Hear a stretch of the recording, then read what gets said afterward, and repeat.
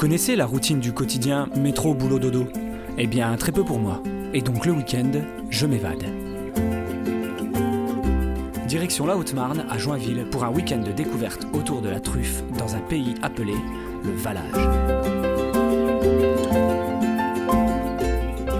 Et ça commence au réveil. Après une bonne nuit, rien de tel qu'un bon petit déjeuner et une bonne douche.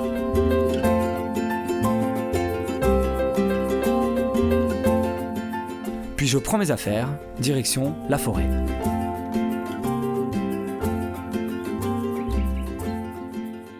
J'y retrouve mes compagnons de séjour ainsi que Claude, caveur depuis 20 ans.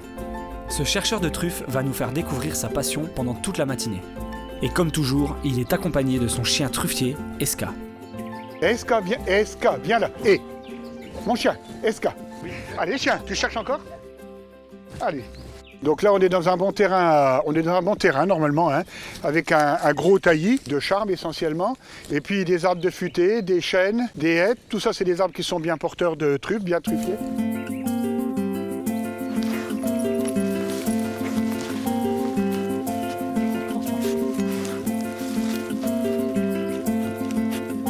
Et le chien mérite son petit cadeau, hein ? Oulala. Allez, viens. Oui, ici, pour l'instant, et jusque maintenant, j'ai trouvé que de la truffe de Bourgogne, donc Tuber incinatum. C'est celle qu'on va trouver tout le temps ici. Hein.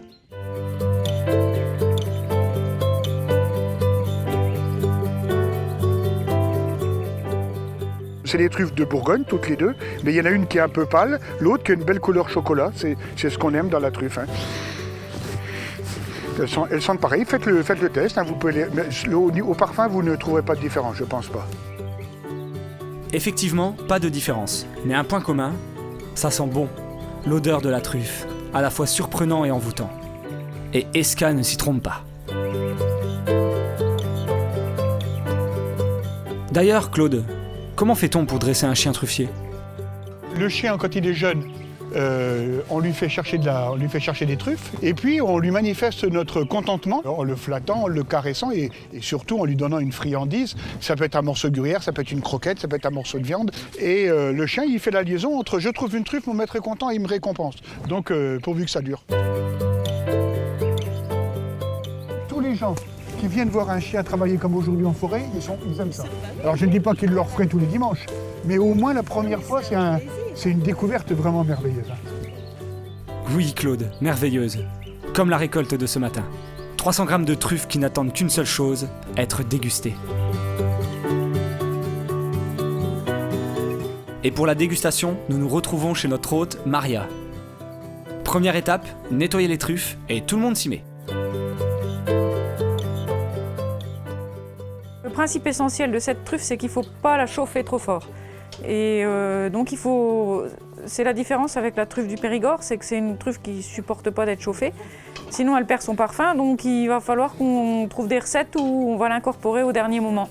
Ou alors elle est sublimée par la matière grasse, donc il faut la mettre dans une crème ou dans un beurre 24 heures avant de se servir du beurre truffé ou de la crème truffée pour que les parfums se soient diffusés de façon optimale. Une fois les truffes propres, nous préparons le repas.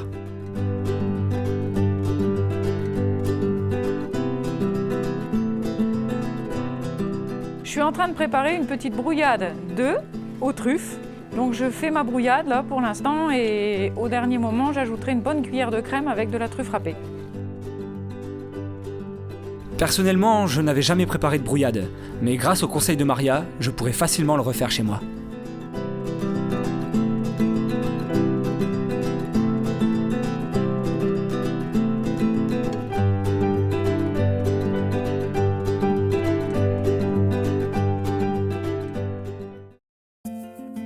Pour bien finir cette journée, nous nous retrouvons autour d'une bonne bouteille pour déguster une délicieuse brouillade aux truffes. Maria nous explique le programme du lendemain.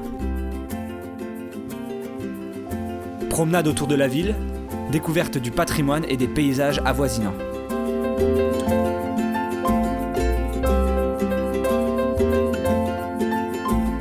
Ce que je retiendrai de mon séjour, du dépaysement, des rencontres, des goûts et des odeurs envoûtantes, et surtout, de la bonne humeur.